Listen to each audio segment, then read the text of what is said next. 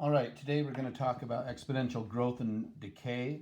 This is actually kind of an exciting lesson given today's coronavirus situation and how statistics is being used and manipulated and expressed. So this should be kind of interesting. It's interesting for me. I don't know if it'll be interesting for you, but this is what we'll be doing today. Is using your, and we're going to be using a lot of your graphing calculator today. So make sure you take out your graphing calculators. If you need a second, pause the video now and take out your graphing calculators. Sheet of paper. We're going to be doing set 1.6 in your book, but really this is about figuring out how exponential functions work and how they are displayed and how we use rates in that work. So first of all, let's start with what we use for a typical exponential equation, rate of decay or rate of exponential growth. So we have 1 plus or minus the rate over time, and then we're going to have an initial amount of a given element or whatever in that first spot. So what you want to do is write this equation right here, because this is the one we're going to be using. A sub t equals a parenthesis 1 plus or minus r raised to the t. Sorry, this should just be raised to the t, which is time. And each one of these means the following.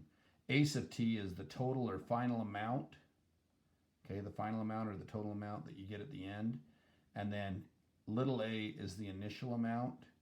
And then 1 plus or minus RT is the 1 plus or minus the rate over time. Now, on your calculator, and in a lot of situations, they're going to claim that the equation is this, a sub t equals AB to the t. Now, is that the same equation as I have written over here? Well, obviously it doesn't look the same, but really it is. It's just that B, this is what we call our base equivalent to our exponential function. This is the base equivalent of the exponential function. The base equivalent is going to be 1 plus or minus r. Now, what does the 1 represent and what does the r represent in this equation? What do you think? If r is the rate, what does 1 represent? Well, the 1 represents the 100% of our initial amount. So we have 100% of the initial amount, and then we're going to add to it a certain rate if it's growing, or we're going to subtract from it a certain rate if it's decaying. So this is what we call exponential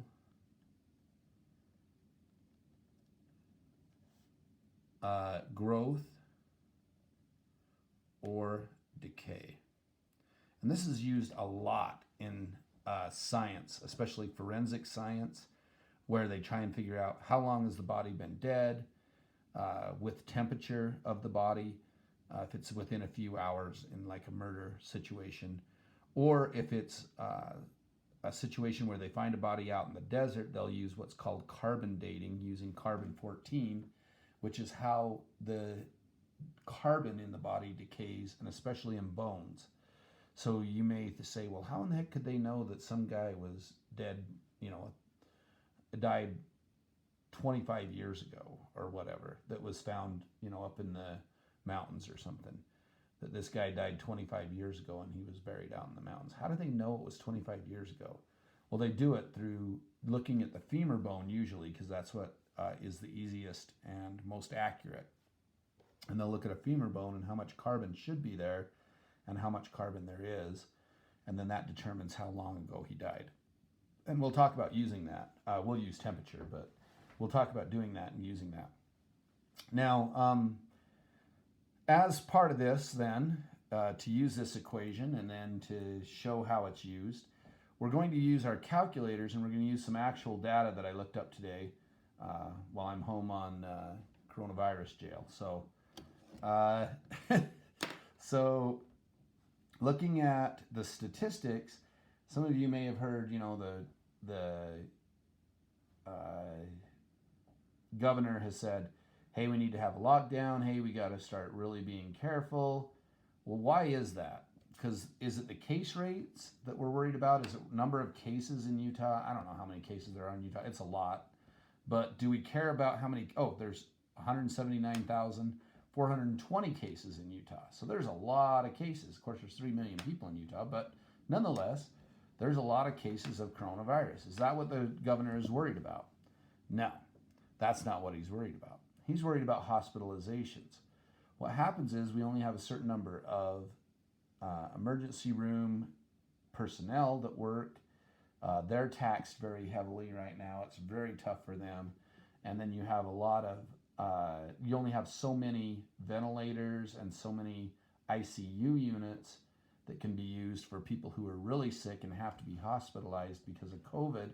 And as you use those units, then those units aren't being used for people who have heart attacks or other emergency situations, car accidents, things like that, where they may need motorcycle accidents, things where they may need those same facilities.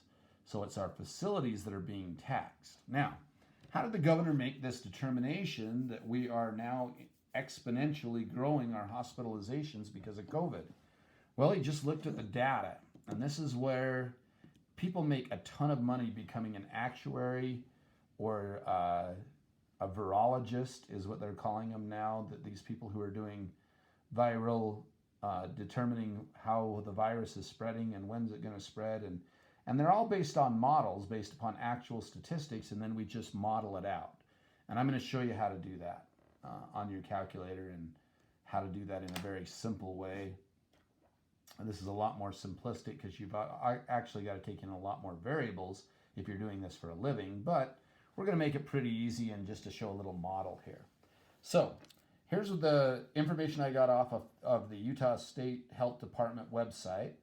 September 4th is what we're going to use as our initial day. So we're going to start on September 4th.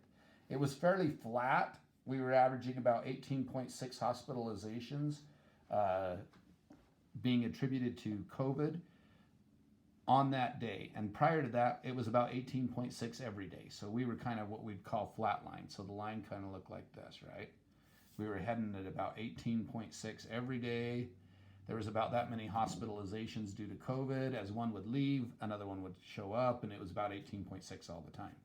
And then in September, it started to kind of start going like this. Okay, it started to have a little bit of a rise. So right here is what we're going to call days rise. And so this is what we're going to call day 0, which is September 4th. And we're going to see and make a model for this exponential function as that's rising over time. So the way we do that is we start with the date and the hospitalization percentage. So this is the number of people that were hospitalized on that given day and attributable to coronavirus. So there was 18.6 on September 4th. On September 14th, there were 20.6 people per thousand or whatever in the hospitals. On September 25th, there was 27.4 people.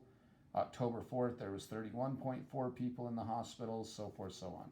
And these are all the hospitalization percentages by date.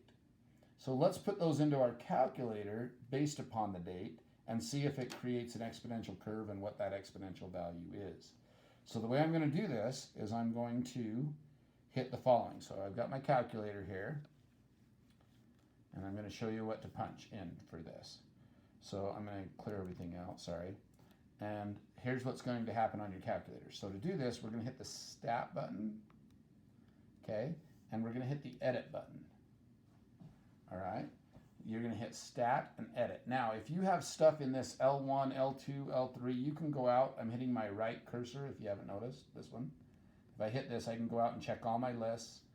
There shouldn't be anything in any of the lists, including 1 and 2. So go up and hit Clear for L1 and hit Clear for L2. So make sure it's darkened. So I hit my up and down arrow. See how I go up and down? Go up to where you're at L2 and hit Clear. Okay, that's where you're going to hit Clear. I'm not going to hit it because I've already got these values in there. but you'll do the same thing for L1. Hit clear. Make sure that they just have dashes just like this L3. See how L3 has dashes? That's what L1 and L2 should look like. So do that first. Now, we're going to enter in these values. So what I did is I said, all right, there's 30 days in September, there's 31 in October, there's 30 in November, so day 0 is going to be September 4th. September 14th then becomes day 10, so on and so forth. So these are the dates, actual dates, off the actual website for the health department for the state of Utah. So we have September 4th, September 14th, 25th. I just randomly selected these. October 4th, October 22nd, November 2nd, November 15th, and then November 18th, which is when they last updated. So these are the hospitalizations being attributed to coronavirus on the, as of those dates. So we're going to put in the list 1, 0, 10, and so I already did the calculations based upon this is how many days in a month. 0, 10 days, so forth. 21 days, then I entered in 30 days. So I go straight down list 1, 48 days, you can see those here. 59, 72, I entered in all those days. Then I go over to list 2, again I start at the top of the list, and I say, okay, I'm going to put in how many hospitalizations there were on September 4th, so forth, so on. 18.6, then 20.6, then 27.4, 31.4, 43.6, so on until I hit 108.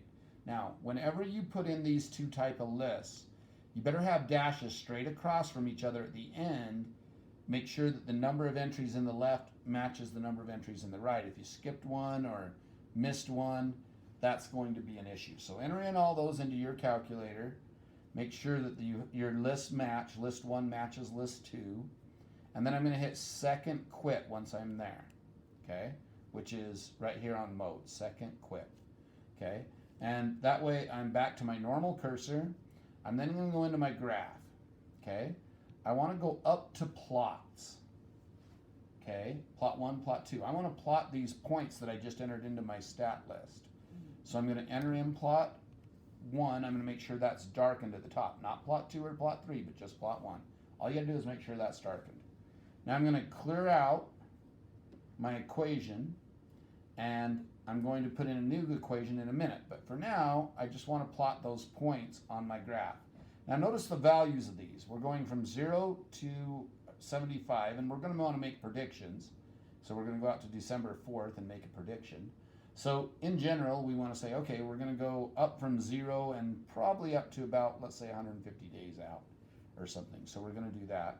So now I'm going to hit, and then we're going to go up. It looks like it's going up, starting at about 18 and going all the way up to 108 and maybe even more. We're going to maybe make that like 200 cases at the time. So I'm going to change my window right now to do that. So I'm going to go X-min. I like to have a little bit of room, so I'm always going to put that at -1. My X max being the number of days here. I want to say, okay, that X max I'm going to put at 100 days. Okay, and then I'm going to go down. My X scalar, I don't really want to go by each day. I want to go by, as you can tell, I didn't pick like day by day by day. I want to kind of pick, you know, maybe every third day or something. So I'm going to put that as my X scalar is every third day. My Y min is -1. My Y max, I'm going to put at 200. And my Y scalar, that's fine. I want my Y scalar to be exact because when I hit my values, I want to know exactly what those are on that day. So I'm going to leave my Y scalar at 1. All right. So determining those, you have to kind of think through where the graph is going to change your window. Okay, now that I have my window changed, I'm going to hit second quit. And now I'm going to actually do the equation.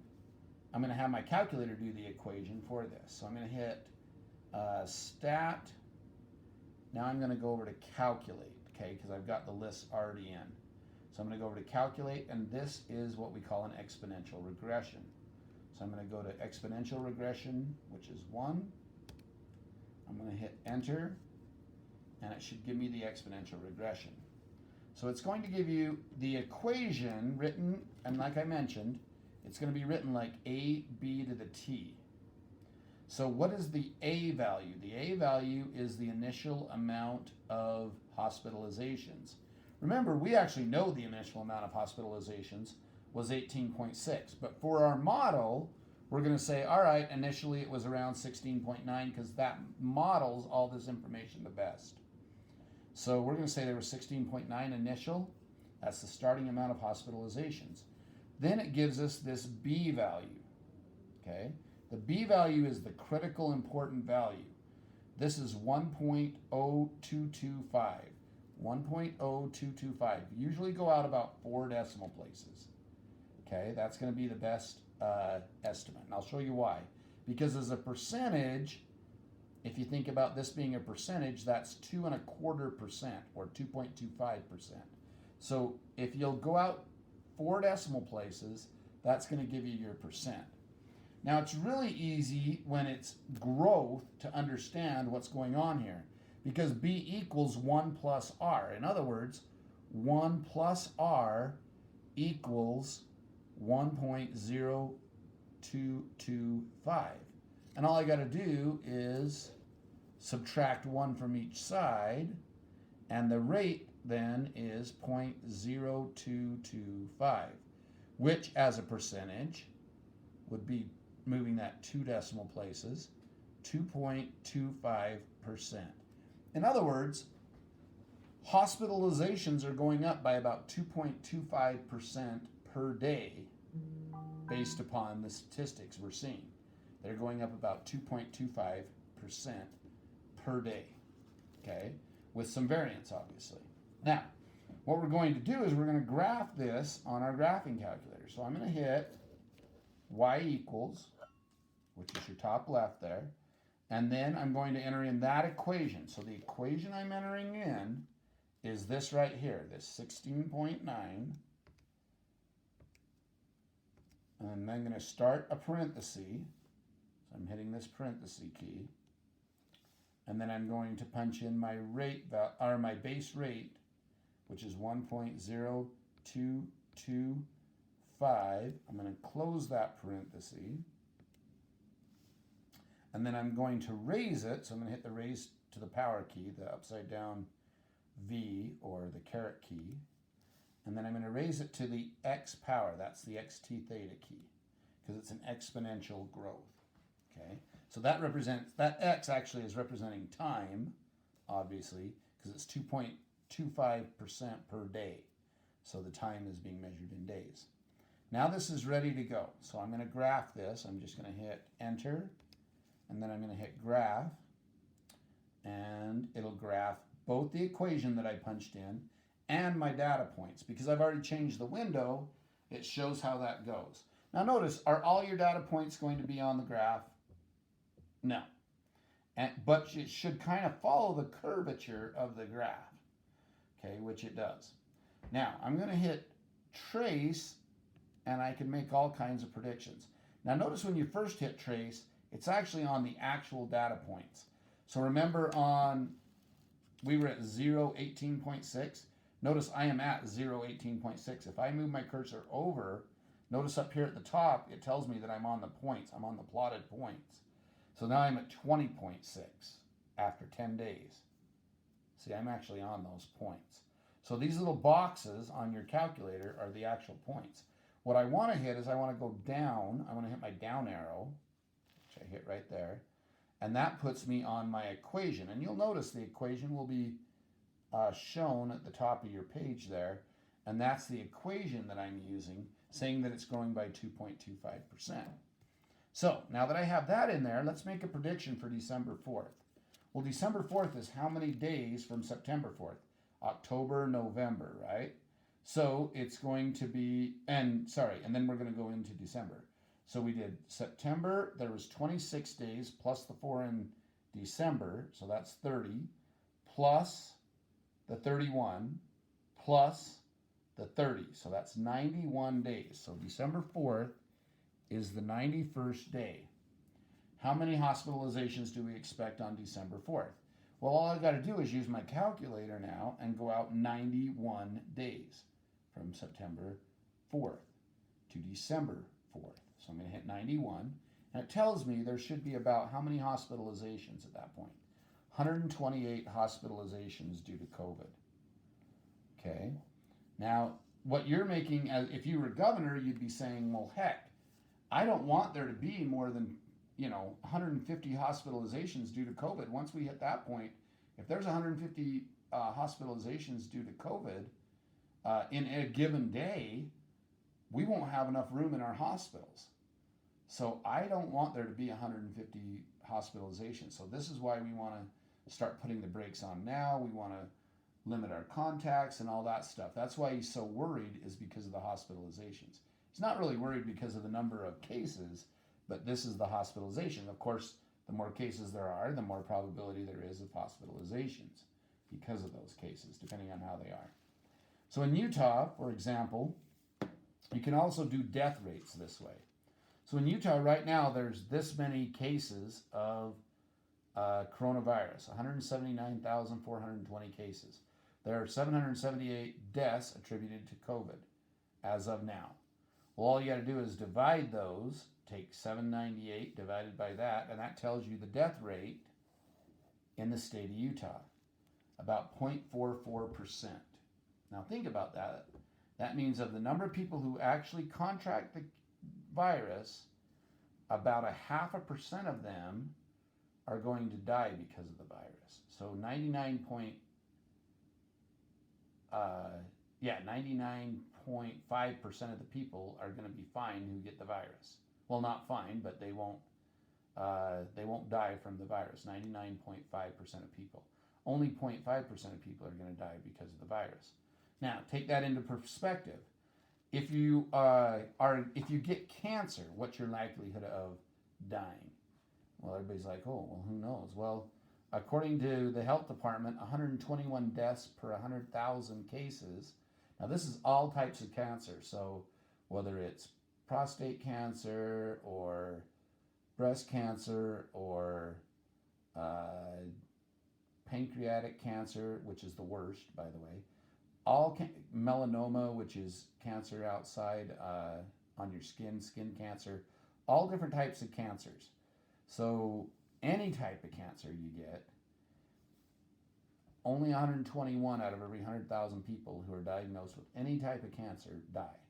So really that's only 0.12%. So you may hear some reports and the way people talk about things, and they'll say, well, it's 4 times more likely almost that you will die of COVID if you get it than if you'll die of cancer if you get it. Well, if you include all types of cancer, that's true, because there's a lot of cancers that won't cause death. So that's kind of interesting. At the same time, to put it in perspective, there were 264 deaths by car accident, and there were 62,074 car crashes in the state of Utah last year. So 0.43% of all people who are in any kind of car crash, whether it's a fender bender or a head-on. I mean, obviously the head-ons are a lot more deadly than the fender benders, but at the same time, if you include all crashes in the state of Utah, car crashes reported in the state of Utah, and you divide the number of deaths by that, about 0.43% of the people that are going to die that are in any kind of a car crash. So the same number of people die in car crashes, same percentage of people, as do from COVID, which is interesting. Okay, let's talk about decay and how that works. Now, decay works the same way, only it's weirder because you're going to subtract the rate from 100%. So if you think about this, they use this, again, a lot in forensics. So let's talk about the decaying temperature of a dead body, for example. If the dead body is sitting in a room of 74 degrees, so if the room is at 74 degrees, and the reason we use 74 degrees, by the way, is that this is how much the temperature will go down after about 24 hours. After that, it becomes a lot less accurate. It starts to level out. If you think about an exponential curve, it levels out after a certain amount of time, and that time is about 24 hours. So that's why they kind of use a 74 degree room temperature. So in a 74 degree room, when a body dies, it will decay at about a rate of 1.16% of the temperature over a given time. Now, here's the weird part. A lot of kids want to put 1.0116 as their rate here. Can you see how they would get that? 1.0116. They'd move that decimal 2 places and then add it to 1. Well, don't add it. This is decaying. That means the temperature is going down by that percent, not up by that percent. So I've got to subtract. I've got to take 1 minus 0.0116, and that's going to give me this 0.984884 raised to the t. So this becomes my base rate. Now, that's how you're going to do those. Now, what is the 98.6? Well, that's temperature of a person. So, a live person. So if you take a live person, they die, what will their temperature be after a certain amount of time? So this is how you would say the time of death. So again, all I got to do is punch that into my calculator, and I can do a heck of a lot with this thing for my graph. So I'm going to hit, sorry, I want to make sure my calculator's on. I'm going to hit my y to the x. I'm going to get rid of the plots because I'm not going to use that anymore. But I am going to use this. So I'm going to clear this out. And I'm going to say, all right, I've got a 98.6 degree temperature. And I'm going to say that I'm going to lose 1.16% of that temperature every minute that I'm dead or whatever, every hour that I'm dead. I'm going to lose that percentage of my temperature. And I'm going to end up with 0.9884 of my temperature left over a given amount of time. Raise that to the x power, hit enter, hit graph. Now I already had it in where my graph was going from about 150, which is probably a little too much. So I'm going to hit the window and I'm going to say, hey, my x really only needs to go to about 20, well, we'll put 30, because after about 30 hours, it's not accurate anyway. And I'm going to count by 1. That's the hours after death. And then I'm going to say my y max, that doesn't have to be over 100. The guy didn't have a temperature over 98 point whatever. We'll maybe put like 110, just, make sure we have some room above us. But that's about it. And then I'm going to hit graph again. This will give me a little better look at my graph, a little more zoomed in look. All right. And really, I could have hit my window. I'll do that. I could have hit my y min at like, I don't know, 60, because it's not going to get colder than 60 in a 70-degree room. The temperature of the body is going to be the same temperature as the room after about 24 hours. So, unless it varies. If it's colder, obviously that makes it a difference. But we're going to say, hey, that's going to be true for up until about a 60-degree room. So we're going to hit that, and then we're going to graph it again. This will give me a better graph. You can see it kind of goes down, and it's starting to kind of curl and at the bottom, but it almost looks linear, which this one almost is linear, how this one works. Now, let's say I am a coroner and I get the body at the coroner's office, and I check the temperature of the body, and the body is 96 degrees. And when can I estimate that the body died from the time it got to the coroner? Well, that would be pretty easy. All I would have to do is hit trace on this. So I'm going to hit my trace button, and I want to hit, I just want to trace across. So you can see the temperature moving with the Y there. And I'm going to go back to where that Y is about 96. Now, the only thing I don't like about this calculator is it won't let you enter in Y values. So I have to go back. Oh, that's pretty dang close, though. So what is this telling us? About 2.3 hours after death, the body temperature will be about 96 degrees. Okay, so this is the number of hours after death. This is the temperature after death. So if the body was 96 degrees, it probably died about 2.3 hours ago, okay, which is about 2 hours and 20 minutes ago. So that's how they can estimate the time of death, is based on that. Now, again, they have to take into consideration factors of how cold it was, and that's why they give you a range, how cold it was in the room. If it's really hot, the body decays quicker. If it's really cold, it decays much slower. So it's not an exact science, but If it was in a normal room of about 70 to 74 degrees, that's about how long ago it would have died. The body would have been dead. So that's how they do like forensic science, is they do it based upon this exponential decay rate. So whether it's decay or growth depends on those. So your assignment for today is going to be doing set 1.6, 3 through 18 all, and then I want you to do number 22 and 40 through 46. Pay very good attention to whether it's growth or decay. Pay attention to whether you should add one or subtract one to find the actual rate, because you're going to be asked those questions based upon the base value or the base rate. All right, good luck. Thank you.